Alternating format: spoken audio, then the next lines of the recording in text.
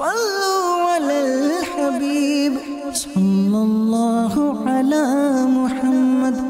صلى الله عليه وسلم۔ حضرت سیدنا عمر بن عبدالعزیز رضی اللہ تعالیٰ عنہ جنازوں میں بھی شریک ہوتے اور عام مسلمانوں کی طرح جنازے کو کندھا دیتے تھے۔ ایک مرتبہ جنازے میں شریک ہوئے تو بارش آ گئی، اتفاقاً ایک مسافر وہاں آ گیا جس کے بدن پر چادر نہ تھی۔ انہوں نے اس کو بلایا اور بارش سے بچانے کے لیے اپنی چادر کا بچا ہوا حصہ اسے اوڑھا دیا۔ یہ انکساری عاجزی خلفائے بنو امیہ کا یہ دستور تھا کہ جب کسی جنازے میں شریک ہوتے تو ان کے لیے بیٹھنے کے لیے خاص چادر بچھائی جاتی تھی۔ ایک بار حضرت سیدنا عمر بن عبدالعزیز علیہ رحمت اللہ العزیز ایک جنازے میں شریک ہوئے، حسب معمول ان کے لیے بھی چادر بچھائی گئی، لیکن آپ نے اپنے لیے اس امتیاز کو پسند نہیں کیا اور اس چادر کو پاؤں سے ایک طرف ہٹا کر زمین ہی پر بیٹھ گئے۔ عاجزی انکساری، تو یہ ایک ہماری دین کا، ہماری شریعت کا ایک بہت خوبصورت پہلو ہے، بالخصوص وہ کہ جسے لوگ عزت دیتے ہو، مقام دیتے ہو، مرتبہ بھی دیتے ہو، اس کو واقعی بہت زیادہ عاجزی کرنی چاہیے، کیونکہ یہ ساری چیزیں، لوگوں کی تعریفیں، واہ واہ کرتے ہیں، ان تمام چیزوں سے انسان کے اندر بہت ساری تبدیلی آ جاتی ہے۔ سیدنا عمر بن عبدالعزیز رضی اللہ تعالیٰ عنہ خاک ساری کی وجہ سے مداحی یعنی تعریف و توصیف کو پسند نہیں فرماتے تھے۔ چنانچہ ایک بار کسی شخص نے ان کے سامنے ان کی تعریف کی تو فرمایا، یعنی جو کچھ میں اپنے بارے میں جانتا ہوں اگر تمہیں معلوم ہو جائے تو میرا چہرہ دیکھنے کو بھی تم پسند نہ کرو۔ اتنی ان کی طبیعت میں سادگی تھی اور کتنی تواضع تھی۔ تواضع میں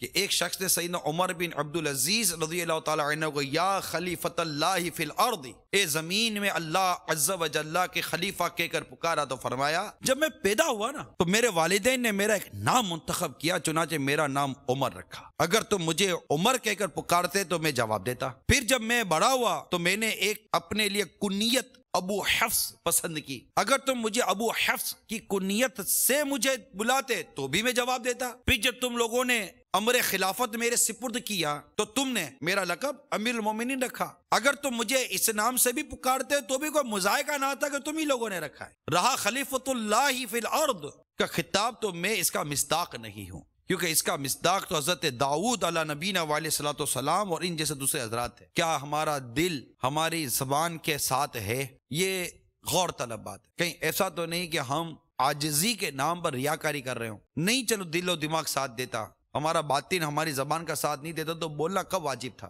بھائی بولنا کب واجب تھا کہ میں گناہ گار ہوں، میں سیاہ کار ہوں، میں بدکار ہوں، میں تو کمینہ ہوں، میں تو یوں ہوں، میں تو یوں؟ یہ بولنا کو واجب تو نہیں تھا ہم پر، جیسے نارملی ہم بولتے ہیں، لیکن اس کے بولنے میں اگر ہماری نیت یہ ہے کہ میں اس پر اپنی انکساری، اپنی عاجزی کئی دھاگ بٹھانا چاہتا ہوں تو بھی یہ بولنے کا فائدہ ہوگا کہ نقصان ہوگا؟ بات آخرت کی کر رہا ہوں۔ عموماً جب بندہ اللہ کے لیے عاجزی کرتا ہے نا، اللہ اپنے بندوں کے دلوں میں اس مخلص عاجز کی محبت پیدا فرما دیتا ہے، اور جو لوگوں میں واہ واہ چاہنے کے لیے عاجزی کرتا ہے، بسا اوقات لوگوں کے دل اس کی اس عاجزی کو قبول نہیں کرتے، اس کی وہ محبت، اس کا وہ مقام، اس کا وہ مرتبہ لوگوں کے دلوں میں بیٹھتا نہیں ہے، کیونکہ سچائی چھپ نہیں سکتی بناوٹ کے اصولوں سے، خوشبو آ نہیں سکتی کبھی کاغذ کے پھولوں سے۔ تو انسان سب سے پہلے خود کو ریئلائز تو کرے کہ میں واقعی گھٹیا ہوں، میں گناہ گار ہوں، میں بدکار ہوں، اپنی اعمال پر، اپنی پیدائش پر غور کرے، اپنی اس وقت حالت پر غور کرے،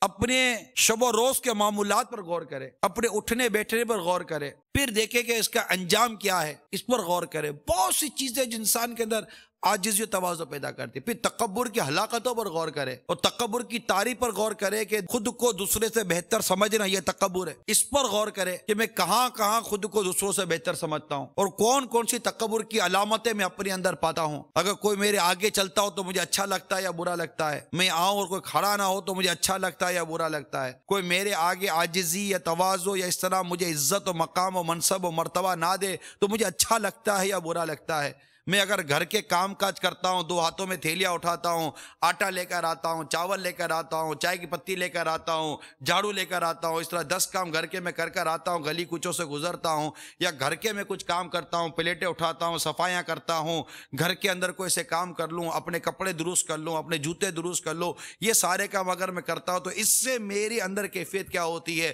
یا اگر میں کرتا ہوں تب بھی اگر میرے دل میں اگر یہ آتا ہے کہ لوگ کہیں گے یار کیسی انکساری کرتا ہے، کیسے عاجزی کرتا ہے، ارے واہ واہ گھر کے کام کرتا ہے، ارے واہ واہ یہ بھی کام کرتا ہے، ارے واہ واہ گھر کا سامان اٹھا کر آتا ہے، ارے واہ واہ یہ کرتا ہے. اگر یہ کام میں واہ واہ ہی کے لیے کرتا ہوں تو یہ کام کرنا بھی کیسا رہا؟ میں تو بات کر رہا ہوں کہ اپنی عادات اور اطوار اور اپنے اس حسن اخلاق جو محض اللہ کی رضا کے لیے ہے اس پر غور کرے کہ میں یہ کام اپنی عادت اور تواضع کی وجہ سے کر رہا ہوں یا لوگوں میں اپنی تواضع اور اپنی اچھی عادتوں کا سکہ بٹھانے کے لیے کر رہا ہوں. یہ غور کریں کہ لوگ کیا کہیں گے، لوگ کیا کہیں گے، لوگ کیا کہیں گے. یہ میرا کانسیپٹ ہے یا میں اللہ کی بارگاہ میں کوئی مقام پانا چاہتا ہوں؟ صلو علی الحبیب صلی اللہ